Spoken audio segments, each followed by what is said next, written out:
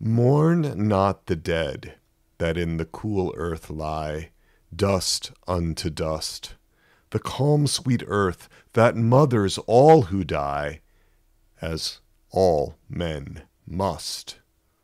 Mourn not your captive comrades who must dwell, too strong to strive, within each steel-bound coffin of a cell, buried alive. But rather, mourn the apathetic throng, the cowed and the meek, who see the world's great anguish and its wrong, and dare not speak. Ralph Chaplin, Bars and Shadows.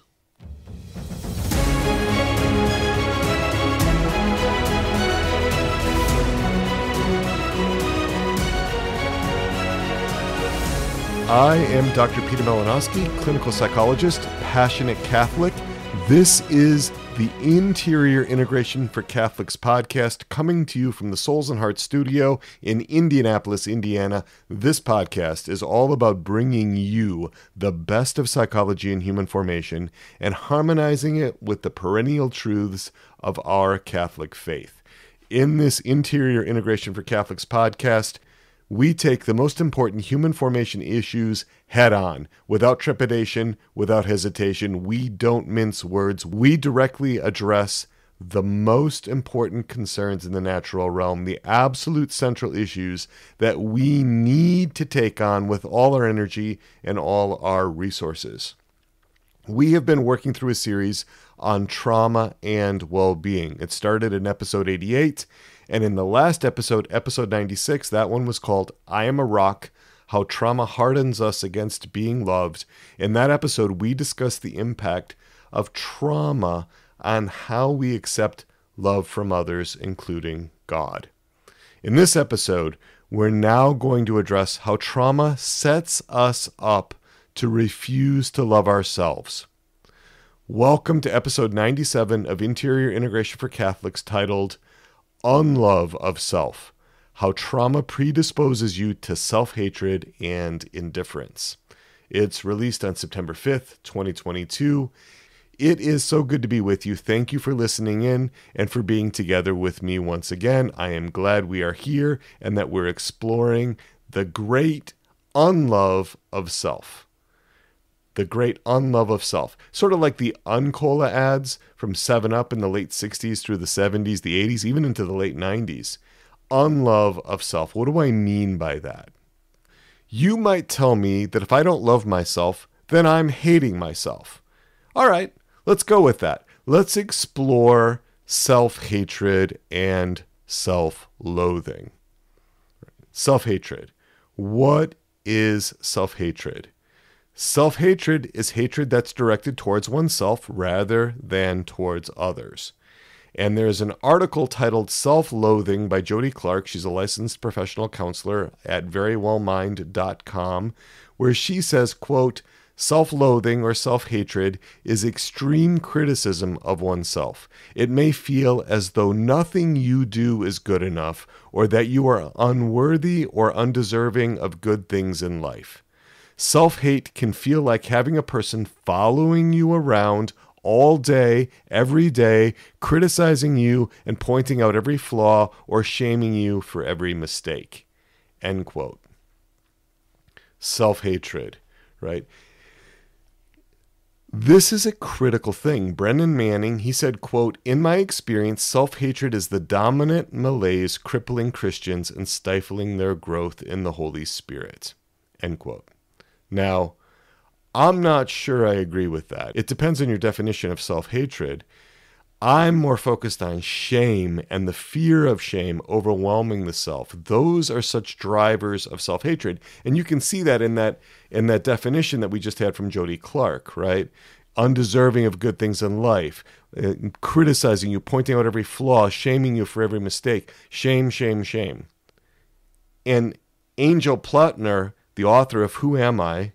Dissociative Identity Disorder Survivor, says, quote, shame plays a huge part in why you hate who you are. End quote. Shame is so central. I'm going to invite you. I did a whole 13 episode series on shame, episodes 37 to 49 of this podcast, all about shame and trauma. So good to check that out if you haven't done it already. Eric Hoffer said, quote, "It is not the love of self, but the hatred of self, which is at the root of the troubles that afflict our world," end quote. And Basil Maturin says, quote, "We never get to love by hate, least of all by self-hatred." So this whole topic of self-hatred, so important, so common, even when people don't realize it. Even when people don't realize it, because so much self-hatred is unconscious. Laurie Desheen says, "We cannot hate ourselves into a version of ourselves we can love." Self-hatred gets us nowhere. Self-hatred brings us to a grinding halt in human development and in spiritual development. So let's talk about this. What do we mean when we're talking about self-hatred? The primary way that you hate yourself is for a part of you to hate another part of you. I'm talking about intrapsychic hatred, hatred within you, for you, by you. This is self-hatred. So I'm going to bring in an internal family system description of parts. Internal family systems is an approach to psychotherapy, and it holds that we are both a unity and a multiplicity. And in that multiplicity, we have parts. And parts are like separate, independently operating little personalities within us. Each part has its own unique prominent needs, its own role in your life, its own emotions, body sensations, guiding beliefs, assumptions. Each part has its own typical thoughts, intentions, desires, attitudes, impulses, its own interpersonal style, its own worldview. Each part of you has a different attitude or position toward other parts of you, and each part of you has different beliefs and assumptions about your body. Robert Faulkner calls these parts, quote, insiders, end quote. If you want to learn a lot more about internal family systems, check out episode 71 of this podcast titled A New and Better Way of Understanding Myself and Others. Parts are, in a nutshell, kind of like those little figures in the movie Inside Out. Remember anger and sadness and joy? They're these little personalities, like I said, within us. And every one of your parts has a very narrow and limited vision when that part is not in right relationship with your innermost self. Each of your parts usually has a strong agenda, something that they're trying to accomplish, some good that the part is seeking for you. And what happens when parts are not in right relationship with the self, if they're not working in a collaborative and cooperative way with your innermost self, is that they wind up polarizing with other parts. They wind up getting locked into conflict with other parts. And I gave some examples of polarization among parts in my most recent weekly reflection. That one was titled The Counterfeits of Self-Giving, and that was sent out on August 31st, 2022. You can check that out at soulsandhearts.com/blog if you want to take a look at that.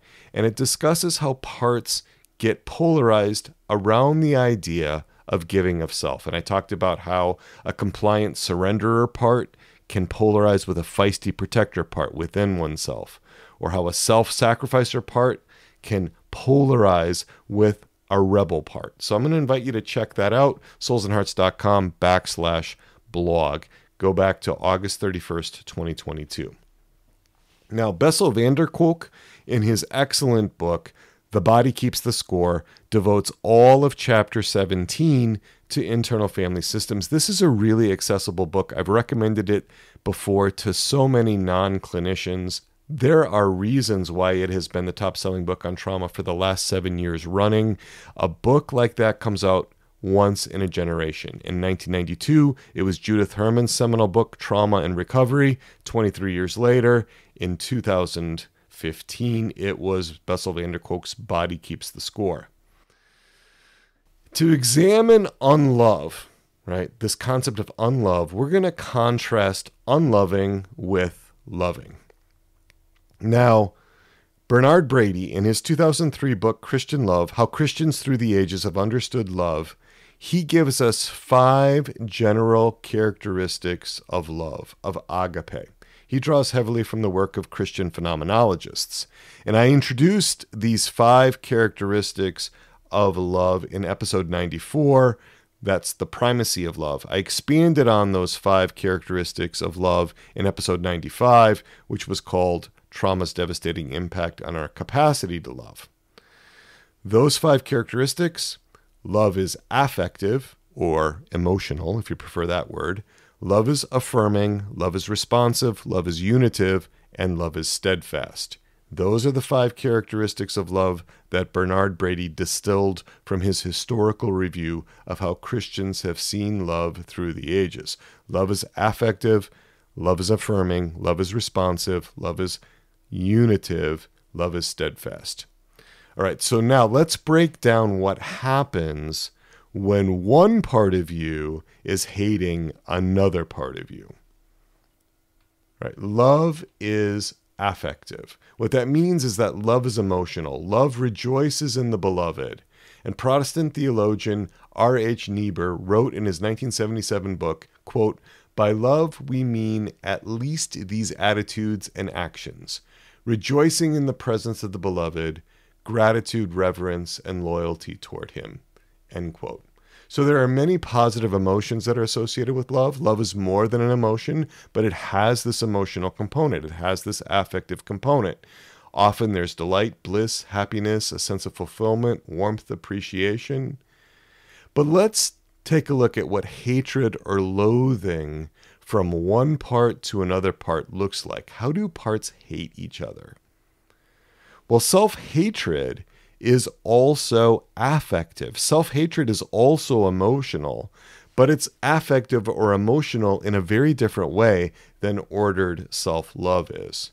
And what you're going to find in self-hatred is 2 primary emotions: disgust and anger. One part holds disgust and anger toward another part. And when you have anger and disgust and you bring those 2 together, you get contempt. You get contempt. Contempt is anger plus disgust. So let's have an example here. Let's say that there's a fearful part of you that is very frightened of public speaking. It really doesn't like making presentations in front of other people. And now for your work, you are required to make an important presentation in front of your supervisors and more senior executives within your company. And so another part of you, your perfectionistic part, has led you to rehearse your presentation to the point where you have it almost memorized. Your last performance in front of your bedroom mirror was so good. It was just so good. But now, at showtime, in front of your audience, your fearful part locks you down. You find yourself stuttering and stammering, and then your inner critic gets activated. Your inner critic is railing in hatred against your fearful part who is locking you down. That inner critic is saying things like this: "Why are you such a sniveling, frightened little coward? It's just a simple presentation, dumbass. We've practiced it over and over. We have this down. Get yourself together. This is really important, and you are screwing it up for us. You're making us look bad. Who knows what will happen if we can't pull this off? Do you realize what the consequences are going to be?" And the more intense that your inner critic gets in its hateful attack on your fearful part, the more the fearful part freezes. And after the presentation ends, your inner critic continues to bash the fearful part, ruminating about how poor the presentation was, how it looked bad, how we didn't impress the vice president, and so on. Love is affective. Love is emotional. Hatred for self is also affective. It's also emotional, but it's very, very different. It's got that disgust, anger, contempt. That's the first quality. Love is affective. Self-hatred is also affective. Let's go on to the second quality, the second characteristic of love from Bernard Brady. He says that love is affirming. Love says yes to the other at the same time that love says yes to oneself. So in the way that we understand parts, this is an open-hearted yes to all of our parts, not just some parts, not just the, quote, acceptable, end quote, parts of us. All parts are welcome. All parts are invited to the table. In self-hatred, though, one or more parts attack the unloved part. And not just superficially. When they get hating, when those hating parts get hating, they go after the identity of the unloved part. The self-hating parts want to destroy the hating part, or at least banish the hating part from having a voice, from having a seat at the table. In our example, you can hear how that inner critic is trying to get rid of the fearful part, trying to drive that part away, trying to suppress that part with its fear. Now, typical self-hating thoughts may include, quote, I knew we would fail, end quote. Why do I even try? I'm a loser. No one wants to be around me. Look at me screwing up again. Why can't we just be normal? I hate myself. Those were from Jody Clark's verywellmind.com article. And Richard Bach says, quote, the worst lies are the lies we tell ourselves. We live in denial of what we do, even what we think. And we do this because we are afraid, end quote. When other people affirm the person who is dominated by a self-hating part, the affirmation doesn't sink in. The affirmation doesn't work because the person is all caught up in the self-hatred and can't hear the affirmation. They can't take it in. Richie Edwards says, quote, people say to the mentally ill, you know, so many people think the world of you. But when they don't like themselves, they don't notice anything. They don't care about what people think of them. When you hate yourself, whatever people say, it doesn't make sense. Why do they like me? Why do they care about me? Because you don't care about yourself at all. End quote. Love is affirming, and self-hatred is undercutting. It is devaluing. All right, so let's go into the third characteristic. Love is responsive. Bernard Brady talks about how love is an active response for the well-being of the other. It's about participating in promoting the highest good for the other, the highest potential for the other. How can I help you to flourish? How can I help you towards your highest good? But in self-hatred, one or more parts tear down the hated part. There is responsiveness to the hated part, but it's not a positive responsiveness. Rather than attuning to the hated part, the hating parts seek to silence it and suppress it without ever getting to know the hated part. They are not interested in the hated part's experience, why the hated part thinks like it does or feels like it does, or why that hated part has the assumptions or beliefs that it does. No interest in that. In our example, the inner critic is responsive to the fear of the fearful part, but in a hateful way. It sees the fearful part as counterproductive, as threatening the well-being of the whole person because of the shame that could come from flubbing up the presentation. And so that inner critic feels justified in the bullying and heavy-handed approach that it takes toward that fearful part. Right? Love is responsive. Hatred is also responsive, but in this really negative way. Fourth characteristic of love, according to Bernard Brady, is that love is unitive.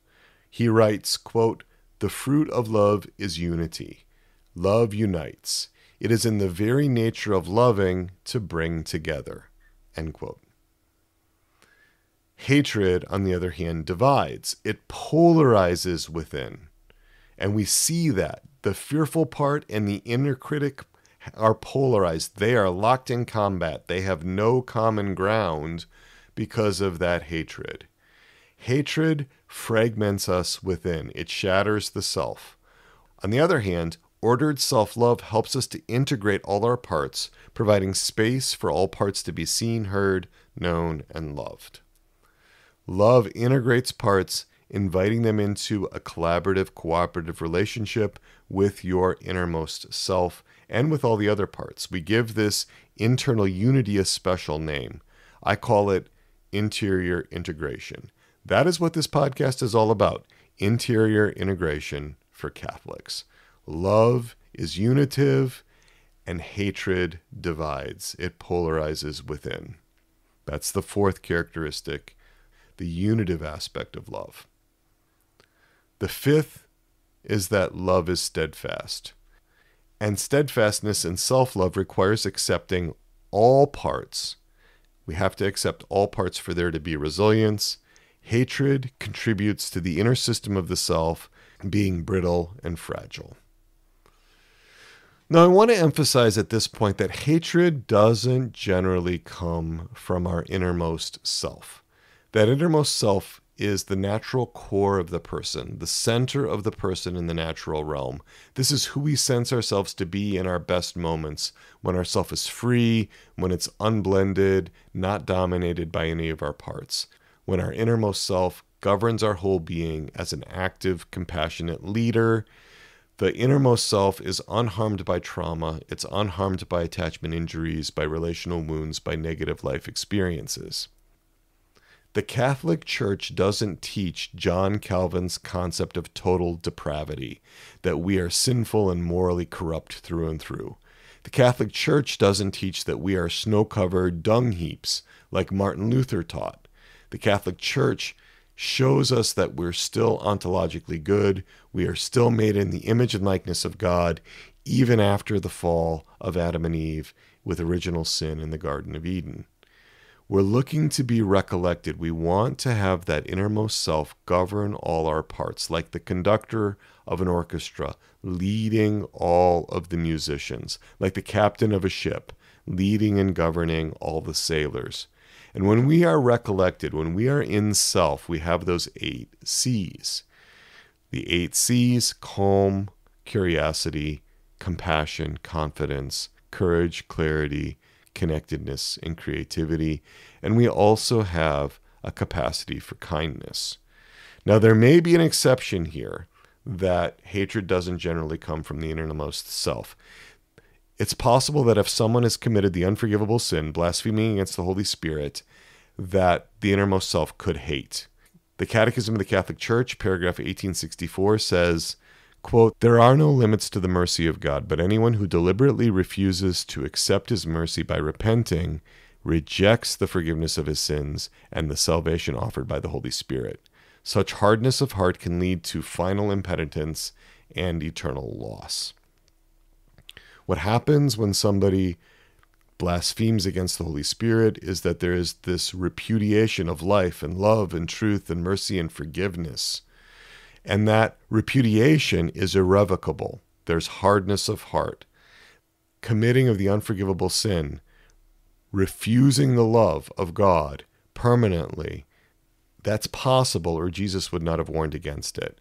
And when a person is in that place of having committed the unforgivable sin, they are like the walking dead. They are incapable of engaging with love any longer.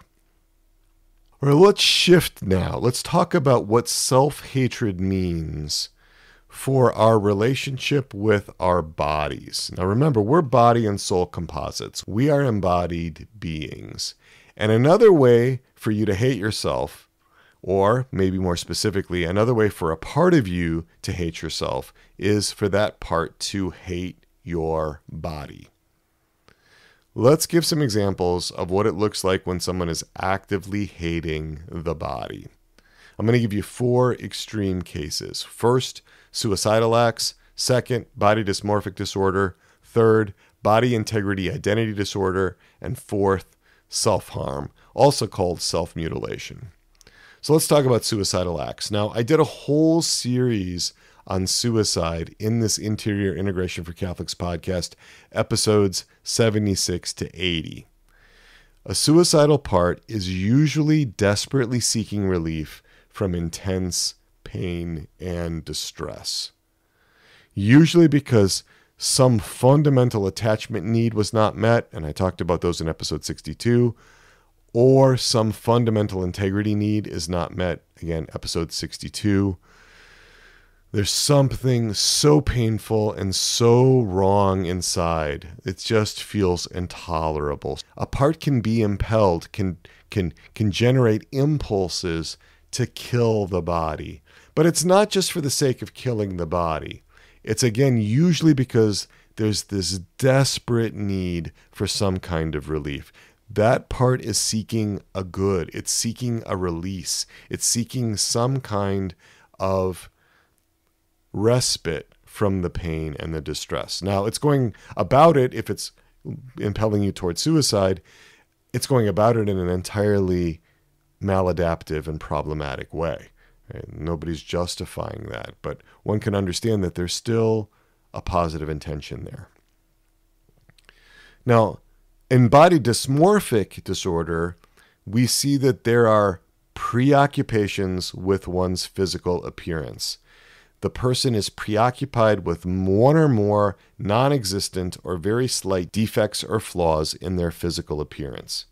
And that can lead to verbally abusing the body. This is where a part gets involved in body shaming. A part of you is calling your body fat or ugly, physically unattractive, calling your body out on all these perceived unattractive features. My eyes are too far apart. My lips are too thin. My skin is too bumpy. And what about that zit that just appeared, right? Body shaming. That's the first part of body dysmorphic disorder. The second thing is that there are repetitive compulsive behaviors in response to the concerns about one's physical appearance. So constantly checking in the mirror, excessive grooming, picking at one's skin, seeking reassurance, changing one's clothes, right? Repetitive behaviors. There also can be repetitive mental acts, such as a part of you that's constantly comparing your appearance with that of other people, getting on TikTok and looking at somebody else's body, which is so gorgeous, and saying, I'm just a pig. Ruminating about what others have said about your body, or what you think they might say about your body, what they're actually thinking about your body. And sometimes that's just all in the realm of fantasy. But for somebody with body dysmorphic disorder, there's a part that is just hammering them about the inadequacy of the body. So that's body dysmorphic disorder. I want to talk about a relatively rare condition, a really extreme condition called body integrity identity disorder, or BIID.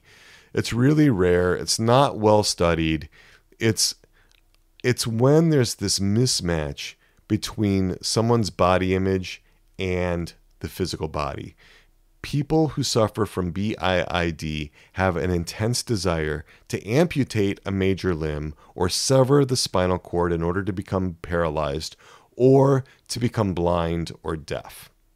They are so dissatisfied with their body, they want to cut parts of it off. Or they don't believe that an arm is actually their arm. There's this total repudiation of some part of their body.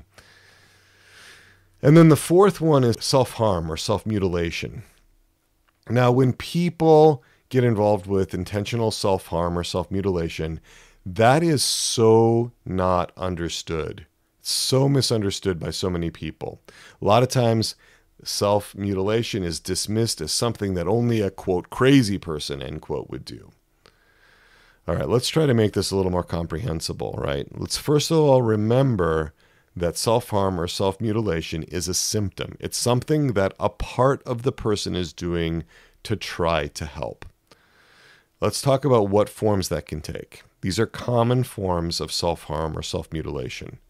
Cutting, burning or branding, scalding with hot water, picking at the skin, reopening wounds, severe scratching, carving the sin, trichotillomania, which is hair pulling, head banging, hitting oneself, biting oneself, poisoning oneself, deliberately starving oneself, and getting into fights.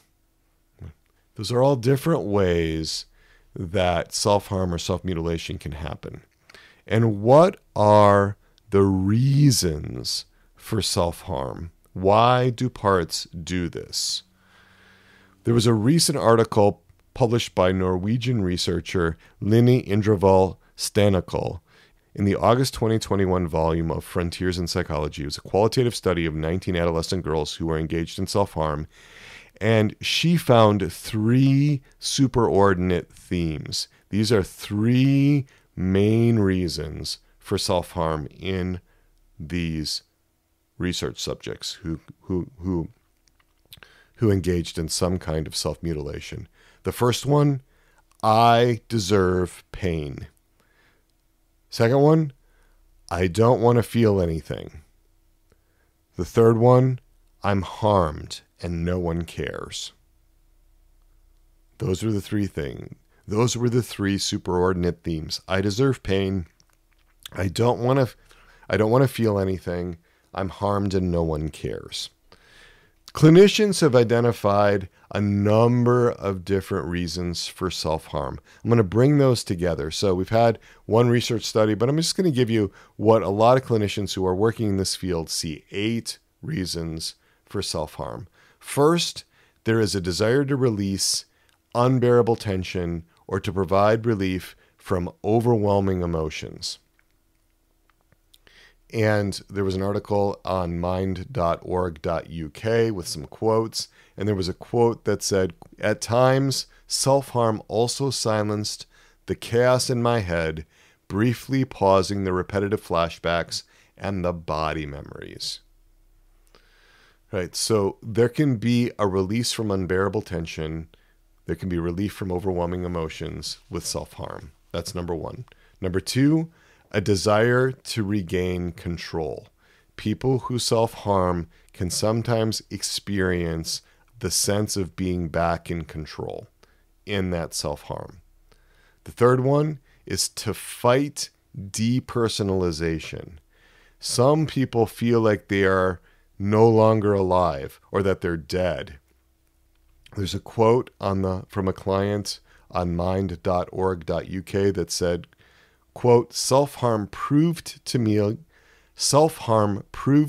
that I was real. I was alive, end quote. Sometimes when people cut, it's to see the blood flow from their limbs. That proves that they're still alive. The blood flowing proves that they're still alive. They need to see that. That numbness can feel like death. The need to feel anything at all is our 4th one. 4th, numbness can feel like death. There's a need to feel anything at all, to pierce the numbness. 5th, people self-harm as a way of expressing self-hatred. They can feel the need to punish the self. Another client on mind.org.uk said, quote, I hated my body and blamed it for what I had been through, so I felt it needed punishing, end quote. And Maria Hornbacher, in her book Wasted, a memoir of anorexia and bulimia, said, quote, I wanted to kill the me underneath. The fact haunted my days and nights. When you realize you hate yourself so much, when you realize that you cannot stand who you are, and this deep spite has been the motivation behind your behavior for many years, your brain can't quite deal with it. It will try very hard to avoid that realization. It will try, in a last-ditch effort, to keep your remaining parts alive, to remake the rest of you. This is, I believe, different from the suicidal wish of those who are in so much pain that death feels like relief. Different from the suicide I would later attempt, trying to escape that pain. This is a wish to murder yourself. The connotation of kill is too mild. This is a belief that you deserve slow torture, violent death, end quote. Right? That goes back to that first superordinate theme that Line Indrevold Stanikel in her qualitative study found. I deserve pain. There can be another way that self-hatred plays in here, and that is to blame the body for others' actions. For example, if your romantic partner broke up with you, you may have a part that blames your body for not being attractive enough. Or another example might be that a rape survivor has a part that hates her body because it believes that the body attracted the unwanted attention of the rapist. Right? The body is bad. The body needs to be punished. That's the fifth, self-hatred, as a reason for self-harm. The sixth is to express pain, to communicate or share the internal experience to others, to make visible what is felt within. This is where a part is desperately trying to signal what that part is experiencing, how desperate the internal circumstances are. This is that third superordinate theme from Linné Indrivel's Stanical study. I'm harmed and no one cares. It's trying to communicate. The seventh reason for self-harm is a way to distract from some worse experience. Perhaps terrible emotions inside or intrusive thoughts. It's a way to distract the attention from something even worse than the physical self-harm. And that goes back to the second superordinate theme that Linné Indrivel Stanical gave us. I don't want to feel anything. At least I don't want to feel what I'm feeling, right? That part is doing whatever it can. A lot of times it's a firefighter part that engages in self-harm behavior. Anything to distract, anything to move our attention away from the intensity of the experience. And the last one is an interesting one. Number 8 is an association with others who self-harm. So if your peer group is also self-harming, that can be another reason for self-harm. There could be some kind of bonding that happens in a peer group where self-harming is one of the group norms. So 5 general characteristics of love from Bernard Brady. We're going to review those again. Love is affective. Love is affirming. Love is responsive. Love is unitive. Love is steadfast. Let's look at how they contrast with some parts' hatred for the body. Remember, love is affective. Love is emotional. But when parts are hating the body, then you have that disgust and anger. You have that contempt for the body. It could also be fueled by envy of other people's bodies, right? Love is affective. Love is emotional. Parts can hate the body. Love is affirming. That was the second quality or characteristic of agape, of love according to Bernard Brady. But parts who are hating the body are devaluing the body. They're shaming the body. They're seeing the body as evil. This is the opposite of affirming. This is a de facto Manichaeanism. Manichaeanism was the heresy that believed that all matter was evil, including our bodies, including our physical bodies. St. Augustine initially adhered to Manichaeanism for a while, but after his conversion, he strongly refuted it because the body is actually good. The third general characteristic of love from Bernard Brady, love is responsive. And so authentic self-love, ordered self-love, is responsive to the body's legitimate needs. But in self-hatred toward the body, bodily needs are often condemned. They're often disparaged. Fourth, love is unitive. What can happen when one part is hating the body is that there's like this separation of the body from the part. There's this position that I am not my body. This is not my body. And again, that's fragmenting inside. That's disconnecting parts from the body. And the fifth one is love is steadfast. When we're hating our bodies, there is all kinds of internal tension about that, all kinds of conflict, polarizations, and that kind of tension in the system is inherently unstable. There's no steadfastness. All right, so that's self-hatred. But you know what? Self-hatred isn't actually the most common or even the most important form of failing to love the self. What? What are you saying? Self-hatred isn't the most common or the most important form of failing to love the self. Well, all right, you might be saying, Dr. Peter, what is the most common and most important failure to love the self? What is the great sin against the self, if you will? I'll sum it up in one word: indifference. The opposite of love is not hate. It is indifference. The opposite of love is not hate. It is indifference. This quote has been attributed to dozens of people. The earliest that we can find it in writing is from a prominent Austrian psychologist by the name of Wilhelm Steckel in his book, The Beloved Ego, Foundations of the New Study of the Psyche. It was published in 1921. The quote was expanded and made famous by Nobel laureate Elie Wiesel in a 1986 U.S. News and World Report article where Elie Wiesel said, quote, "The opposite of love is not hate. It's indifference. And the opposite of art is not ugliness. It's indifference. And the opposite of faith is not heresy. It's indifference. And the opposite of life is not death. It's indifference." End quote. This indifference is so common. We can have parts that are so indifferent to other parts. We can be dominated by those parts and be so indifferent to ourselves and to others. David Mitchell said, quote, "The world's default mode is basic indifference. It would like to care, but it's just got too much going on at the moment." End quote. Aristotle said, quote, "Tolerance and apathy are the last virtues of a dying society." End quote. And W. Somerset Maugham, the British playwright, novelist, and short story writer, said, quote, "The tragedy of love is indifference." End quote. And then many of you will know Catholic philosopher Peter Kreeft. He wrote in his book, Prayer for Beginners, that, quote, "Indifference is more truly the opposite of love than hate is.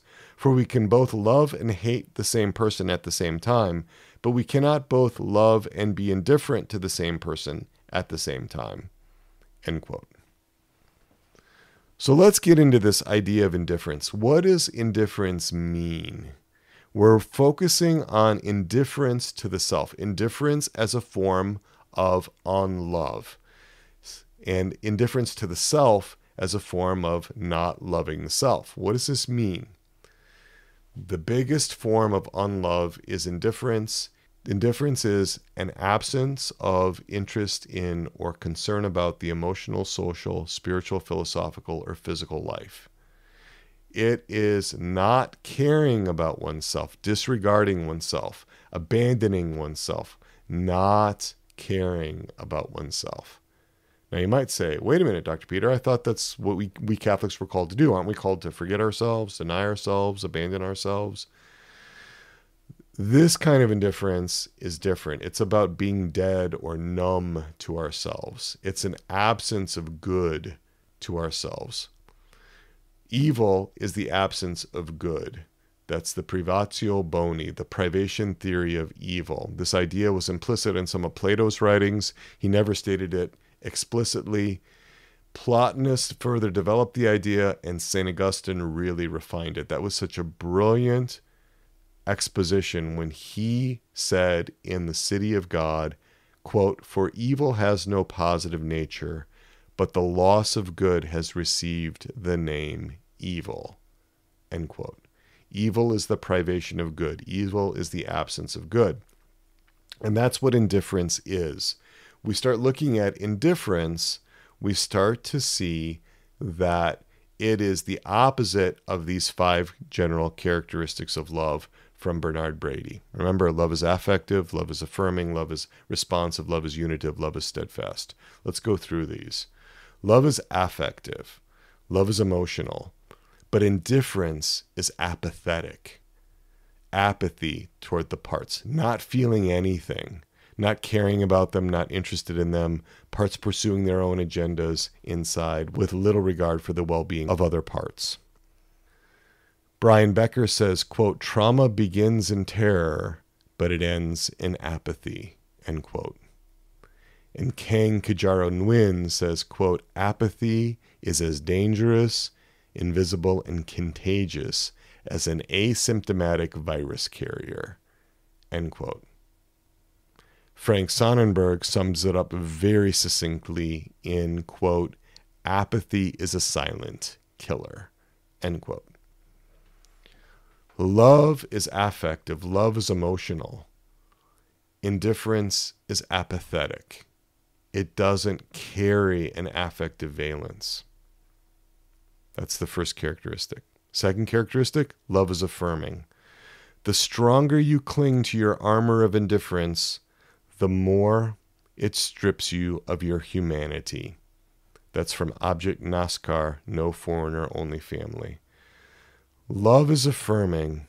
Indifference is not even recognizing that you exist. That happens when we are indifferent to ourselves. Parts do not recognize that other parts even exist. They may not even know they exist. They're not interested in other parts. They don't want those other parts at the table.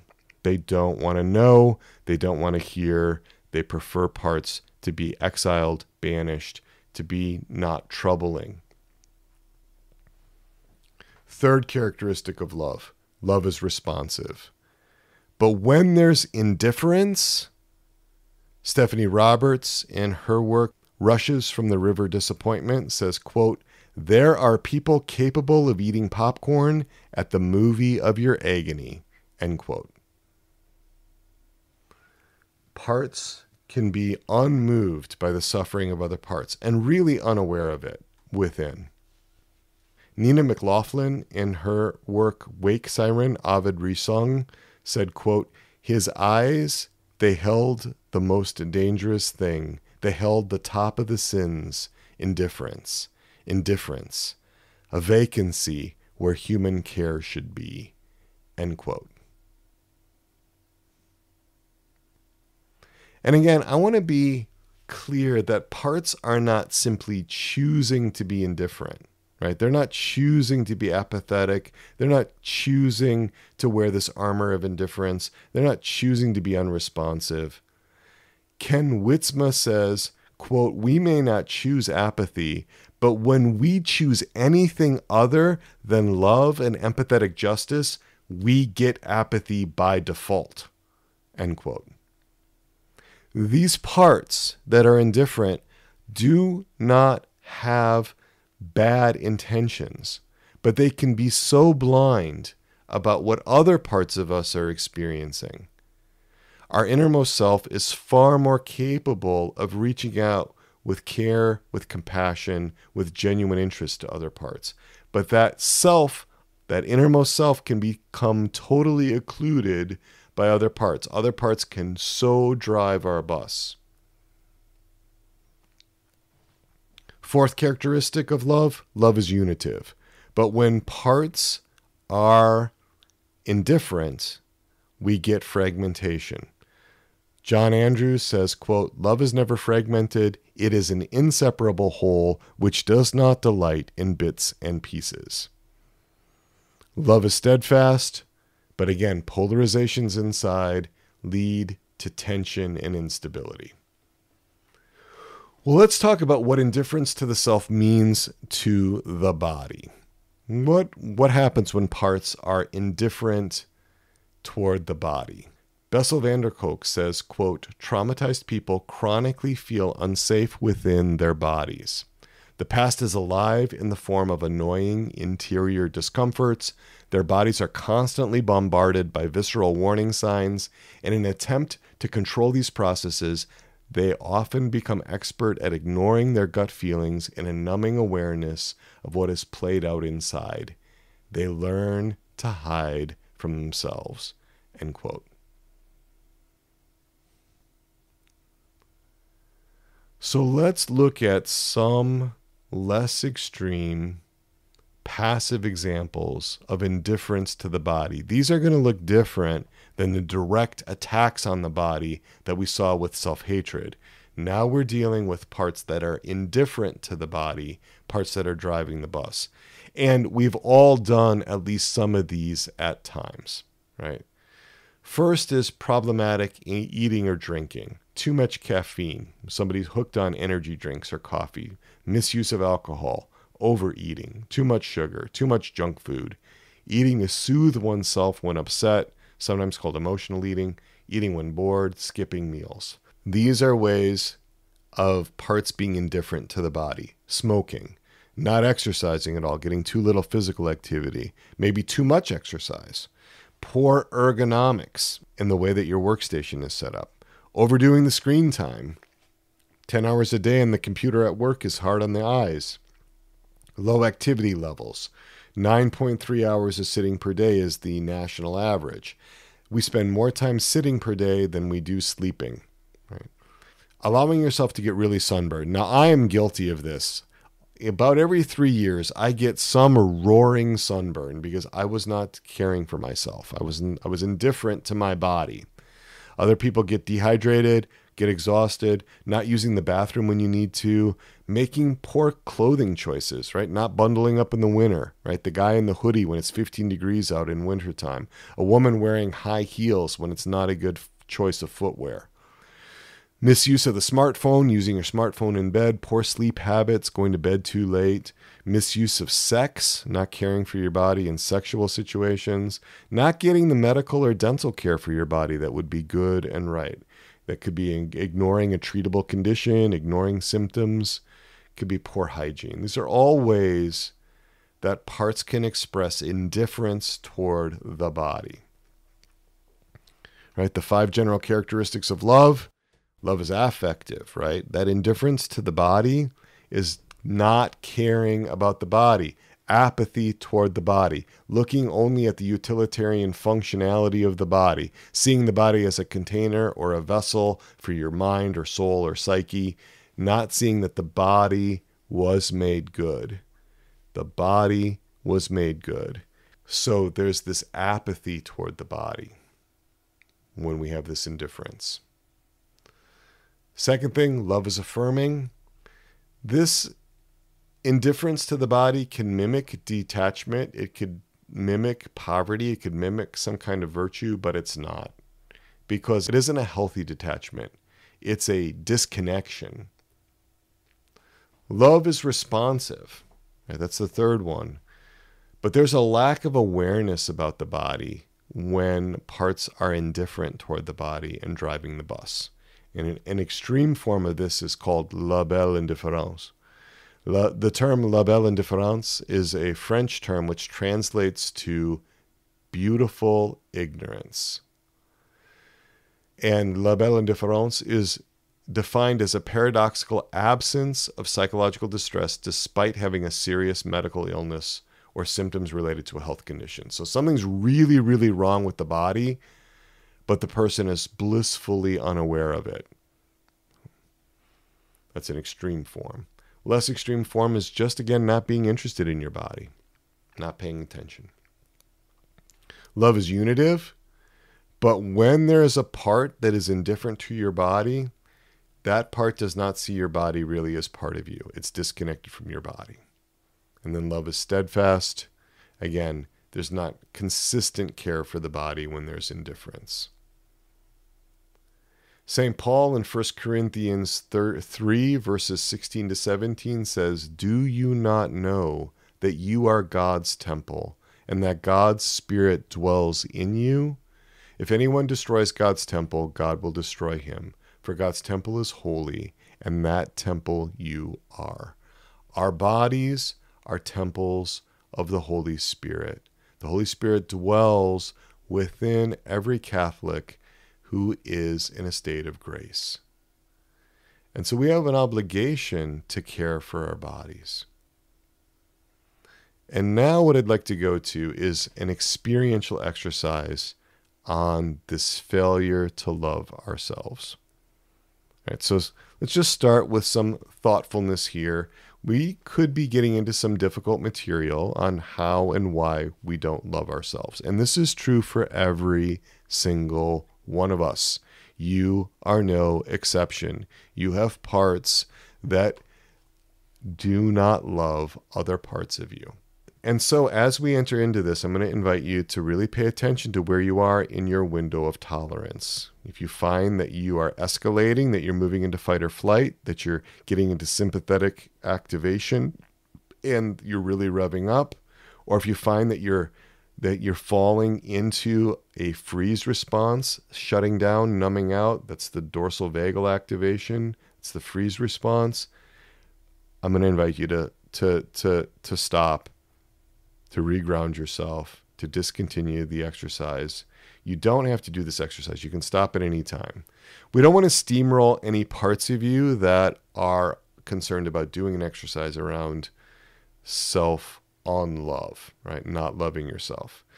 It's also good to do this exercise when you have the time and the space and the privacy. This is not something to do while you are driving or while you are working out or engaging in other activities that would require you to divide your attention. This is something that you really want to have special time and space and privacy for. Also, take what's useful to you from this exercise. Feel free to go in your own direction if that seems best. You're also free to pause the audio and really settle in and do some extended work if that seems helpful to you. You can have pens and paper and pencils and to write down things that are helpful, like in a journal, or to map out things, to draw things if that's helpful. And remember, always you can pause the recording at points when you'd like to have more time to do your internal work. So as we do this, I just want to invite you to have a lot of gentleness with yourself, a lot of gentleness for yourself. There's a moment here for you really to care for yourself from your innermost self, right?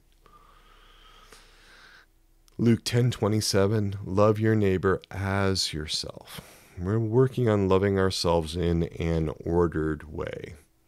And that means loving the parts of ourself that are in need, that care and with that compassion. If you happen to get distracted, that's okay. That's common. You can just refocus. And if that doesn't seem possible, then I'm just going to invite you to focus in on that distraction, because that's a part that's distracting you. You see if we can get curious about why a part of you feels a need to distract you. Right, so I'm going to invite you to just notice what's going on in your body as we consider this idea of you having a part that doesn't love some other part. Some part that doesn't love some other part. Parts that are in conflict. Parts that are polarized. Just noticing if you can see or feel or sense in your body some tension among two parts of you, some conflict within you. It might be tension in some muscles somewhere in your body. Could be stomach pain or headache or fatigue. Just going to invite you to notice whatever is going on in your body that reflects some conflict or tension, maybe some hatred between parts, or maybe some indifference.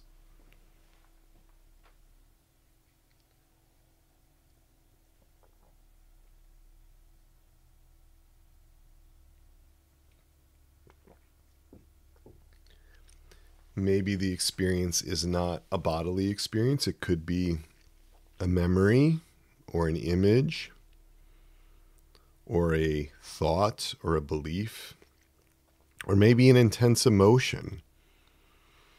Something that represents conflict between two parts. And that's what I'm going to call the target sensation. And I'm going to invite you to focus in on that target sensation, that inner experience that reflects some kind of conflict, some kind of tension, some aspect of you not loving you, some part of you not loving some other part of you. It could be some part of you not loving your body. That's another way.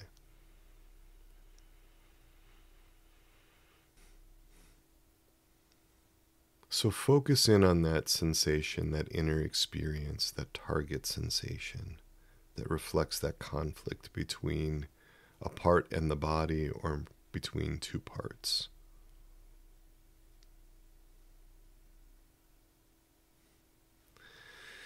And I'm going to invite you to focus in on the part that is not loving some other part of you, or maybe a part that's not loving your body. That's your target part. That's your target part. Your target part might be hating another part of you. Your target part might be indifferent toward another part of you. You might be trying to suppress or silence another part. And I'm wondering if we can be curious, if you, in your innermost self, can be curious about what that is all about. Can you really notice that target part, that part that has some kind of unlove toward another part, either hatred or indifference?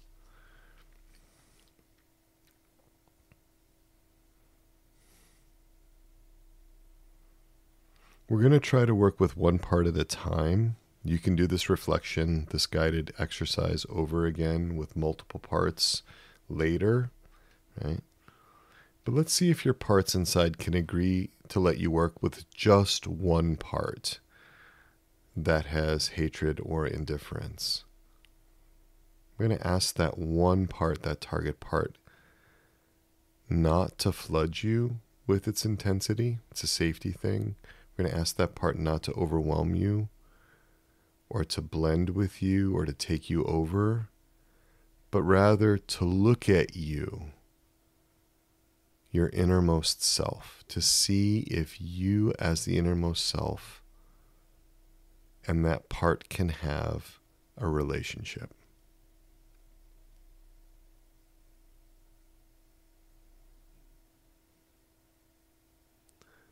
We're looking for that target part to be separate but near toward you, to your innermost self. Separate but near. See if that part can give you space, and see if other parts of you are okay with you as the innermost self connecting with this target part, this part that carries on love toward other parts in your system.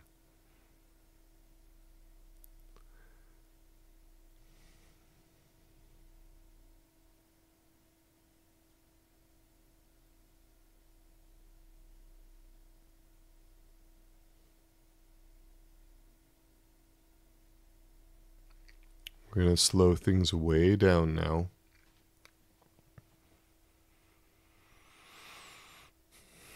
Really an opportunity to have a big open heart toward that target part, that part that carries on love.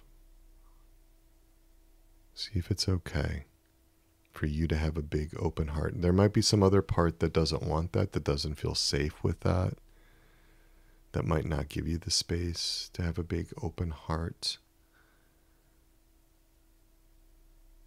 A lot of times parts don't realize that parts that are hating or parts that are not loving still have good intentions. They're still trying to help. They're trying to do what they know how to do, even though that could be really maladaptive or harmful. But there's still good intentions there.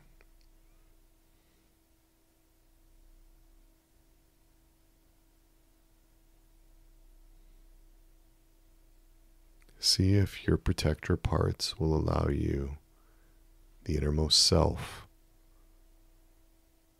to connect with that target part that has the unlove.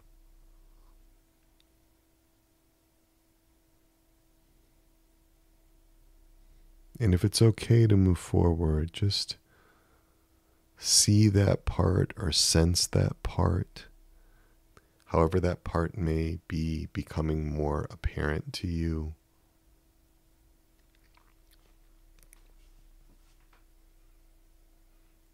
and to really connect with that part and hear that part's story.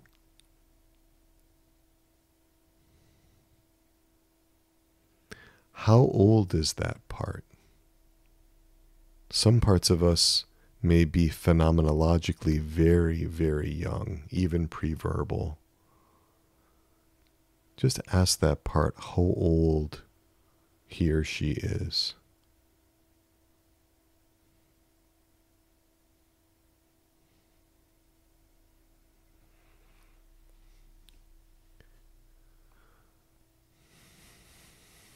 And I'm going to invite you to listen to what that target part wants to share with you. What does that part want you to know?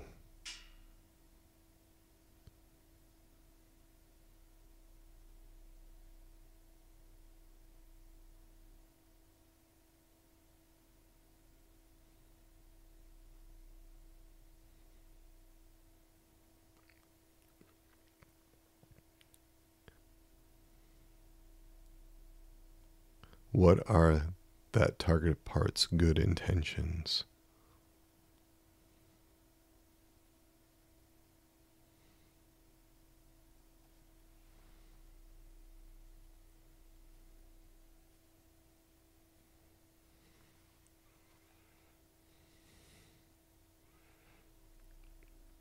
And what is the story that that target part wants you to know? There's a reason for why it does what it does. There's a reason for the unlove.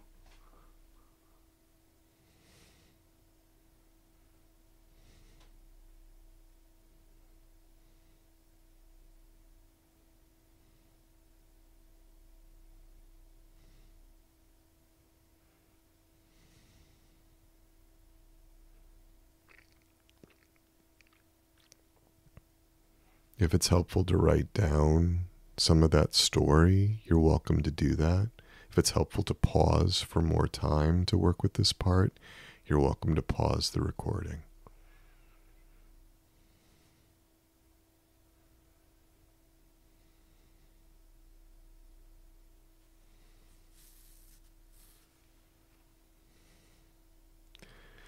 And I'm going to invite you to notice how you're feeling toward that target part with the unlove toward another part. How are you feeling toward that part? Is there compassion for that part? Is there curiosity, genuine interest in that part?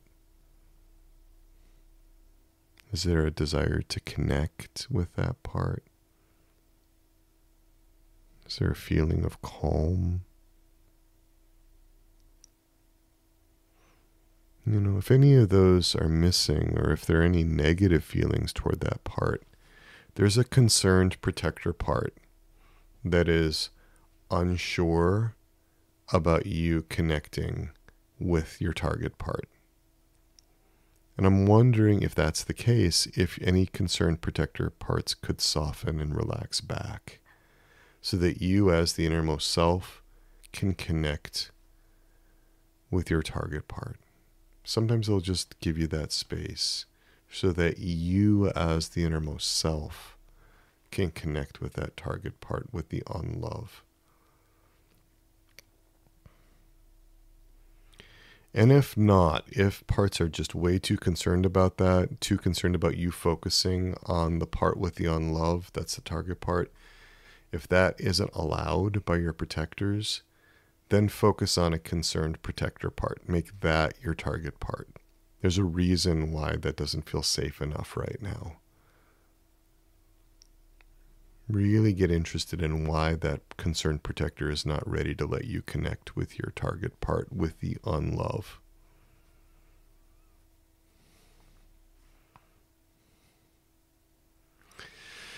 And so just invite you to go back to your target part and let that target part tell you all about what it's experiencing toward the other part, the unloved part.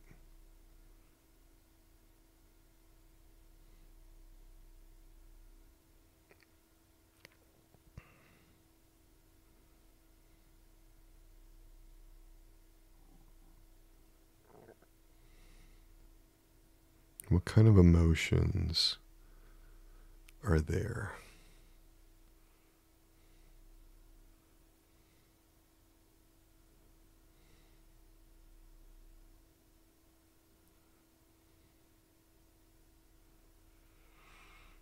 What kind of thoughts are there?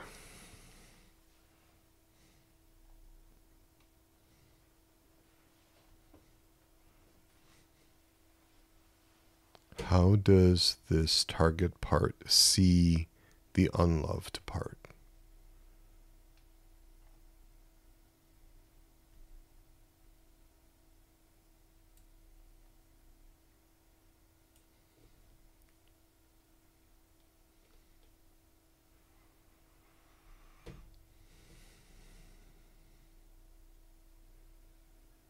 What is the conflict with the unloved part all about?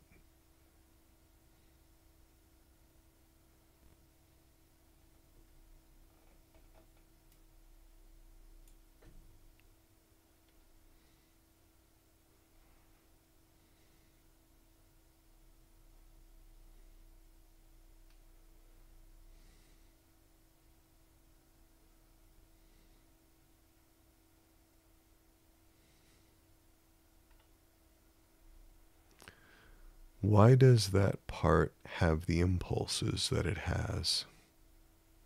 Why does it try to get you to do what it wants you to do?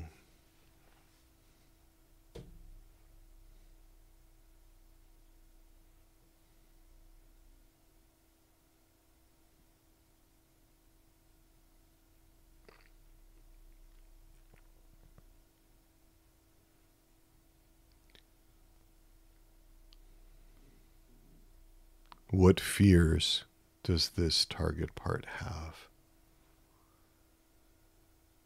If it stops doing what it's doing, what is it afraid would happen? What's the fear if it stops doing its job?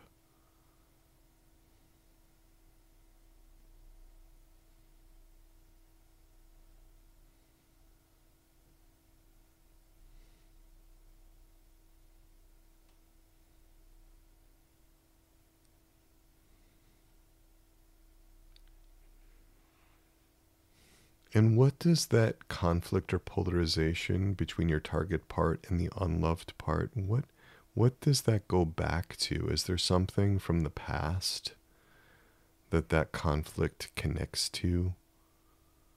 Some other situation that your target part is aware of?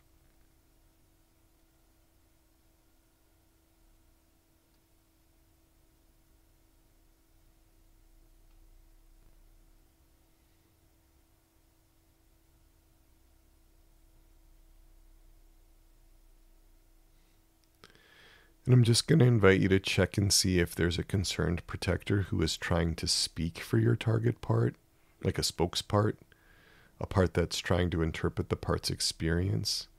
If that's the case, see if that concerned protector can soften, if that concerned protector can relax back and let the target part speak for itself. See if that would be possible.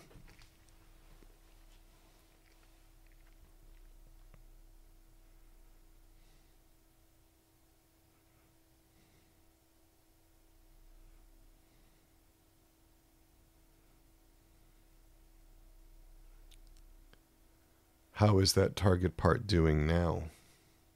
Are you noticing any changes in your body?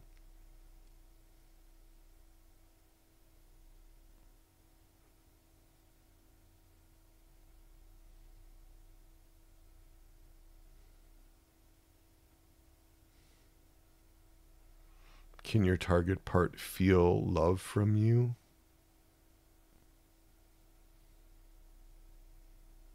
Does it have a sense of compassion from you?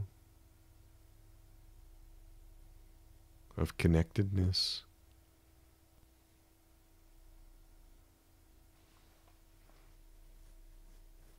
Of curiosity? Of calm?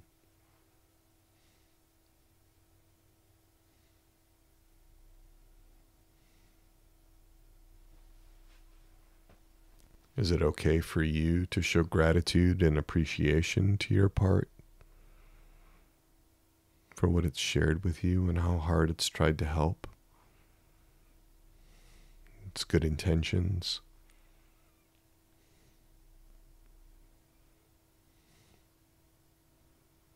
And a lot of appreciation from other parts for allowing you to have the space to connect in this way. Just a lot of gratitude.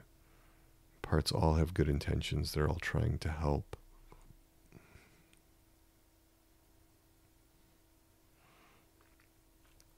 And if it's helpful, you can do this exercise again with a different part or with the same part. This doesn't have to be the end of you connecting with your target part. It doesn't have to be a one-off experience. You can check in with that part again.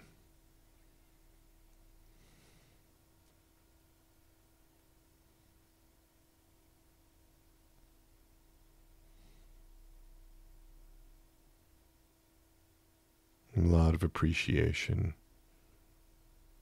for your parts. All your parts are good.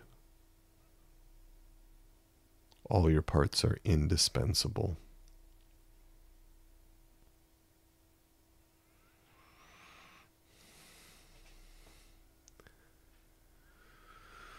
All right. So thank you for engaging in that experiential exercise to the degree that was good and right for you. And now we are looking ahead.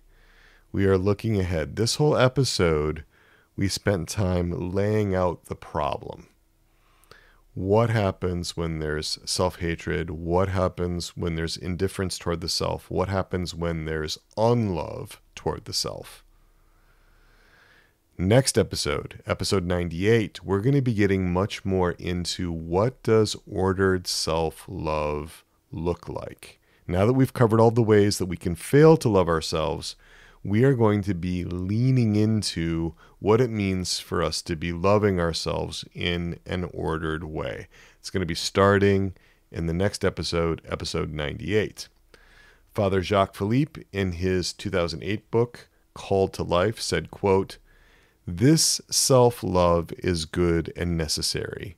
Not egoism that refers everything to me, but the grace to live in peace with one's self, to consent to be what one is with one's talents and limitations.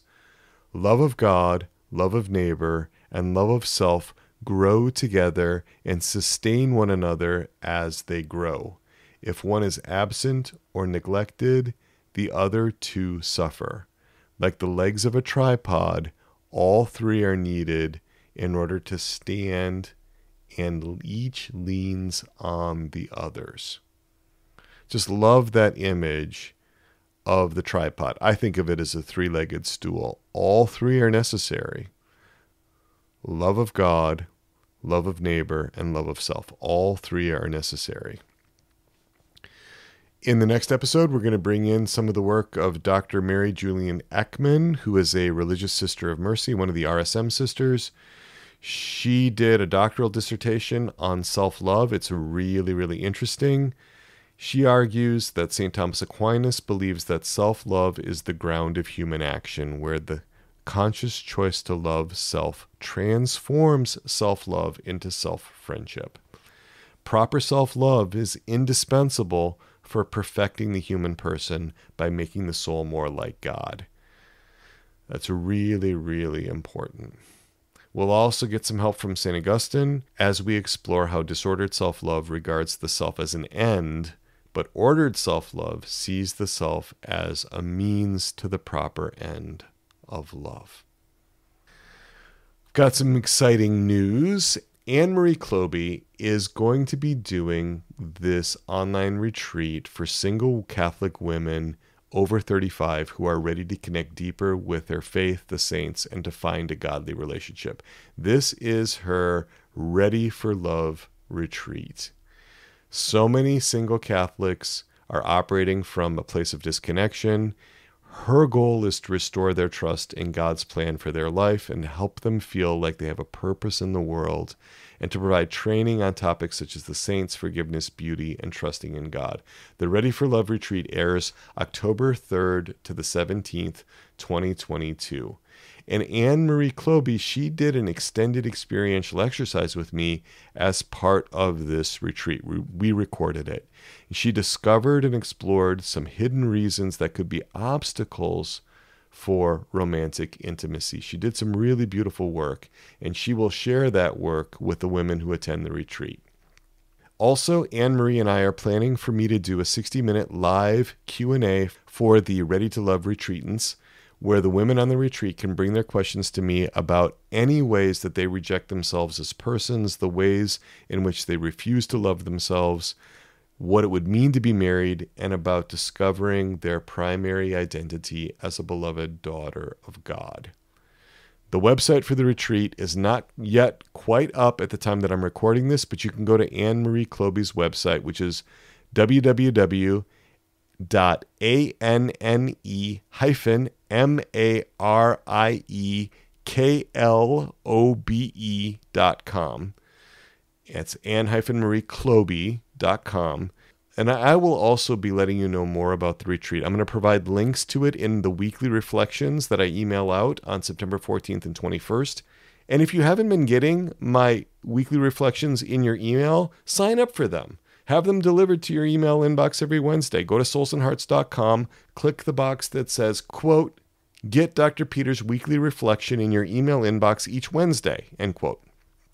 Those weekly reflections are deep dives that I write each week about critical human formation topics, and those weekly reflections are the written companions to this podcast. Also, I want to bring up the Resilient Catholics community, the RCC. I am inviting you on an adventure of being loved and of loving. That's what the Resilient Catholics community is all about. Check it out, soulsandhearts.com/RCC. The RCC is all about working through your human formation issues, the human formation issues that lead to all the unlove that you have for yourself. All that self-hatred, the indifference to the self, the failures to love yourself in an ordered way, so that you can love with all of your being, with all your heart, with all your soul, with all your mind, and with all your strength, with every fiber of your being. It's about learning to be gentle but firm with yourself. It's all about integration. It's all about resilience. And it's about restoration, recovering from being dominated by parts that are driven by shame, fear, anger, sadness, pessimism, whatever your struggle is in the depths of your human formation. We do this work experientially. So many experiential exercises like the one that we did in this episode. So we work not just at the level of the head, but we also work in your heart. And we do the work step by step in a very clear programmatic way. Check it out, soulsandhearts.com/RCC. We open registration for new members every June and every December.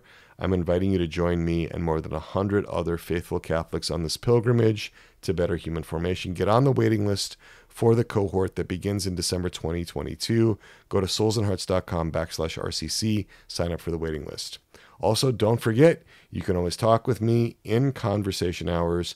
Call my cell, 317-567-9594, any Tuesday or Thursday from 4:30 p.m. to 5:30 p.m. Eastern Time for conversation hours. Don't do therapy during that time. Don't do counseling during that time. But I'm happy to talk with you about the topics that come up in the podcast or in the weekly reflections. And with that, it's a wrap for today. We'll invoke our patroness and our patron, Our Lady, our Mother, Untie Her of Knots. Pray for us. St. John the Baptist, pray for us.